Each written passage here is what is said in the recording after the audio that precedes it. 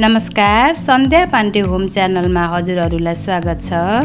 आज म हजुरहरूको माझ पत्ते च्याउको पकौडाको रेसिपी लिएर आएकी छु। च्याउको पकौडा बनाउने प्रक्रियाबाट भिडियो सुरु गरौँ है त।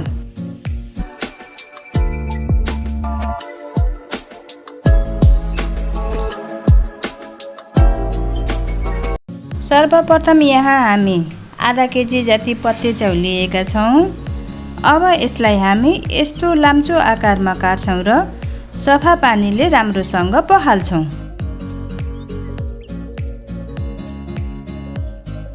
पखालिसकेपछि च्याउलाई राम्रोसँग निचोड्छौँ र एउटा सफा सुक्खा प्लेटमा च्याउलाई राख्छौँ। अब हामी यहाँ पेस्ट बनाउनको लागि लसुन, खुर्सानी, टिमुर लिएका छौँ। यसलाई हामी मिक्सरमा केही पानी राखी पिस्छौँ। अघि निचोरेको च्याउलाई एउटा गमलामा राख्छौँ र मिक्सरमा पिसेको पेस्टमा थोरै फुड कलर मिसाई च्याउमा राख्छौँ। पकौडालाई करन्ची बनाउनको लागि केही मात्रामा चामलको पिठो राख्छौँ। साथै बेसन, काकतीको रस, नुन, जिरा पाउडर, बेसार राखी च्याउलाई राम्रोसँग मोल्छौँ।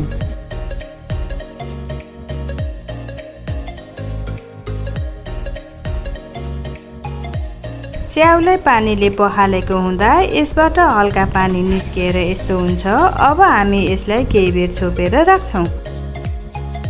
ल साथीहरू, हाम्रो च्याउ पकौडा बनाउनको लागि तयार भएको छ।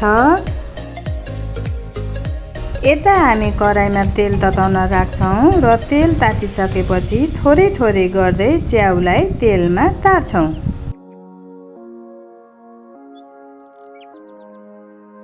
च्याउ राम्रोसँग पाकोस् भने हामी ग्यास सानो गराई च्याउलाई फर्काई फर्काई तार्छौँ। अब यी पकौडाहरू पाकेर राता राता भएका छन्। यिनलाई हामी एउटा सफा प्लेटमा राख्छौँ। त्यसै गरी पुनः यही प्रक्रियामा सबै च्याउलाई तार्छौँ।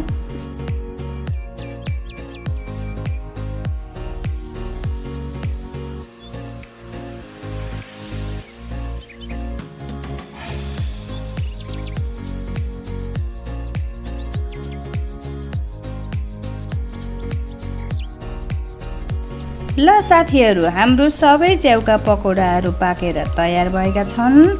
हजुरहरूलाई यो च्याउको पकौडा बनाउने प्रक्रिया कस्तो लाग्यो कमेन्ट गर्न नभुल्नुहोला। साथै भिडियोलाई लाइक, सेयर र च्यानललाई पनि सब्स्क्राइब गर्नुहोला।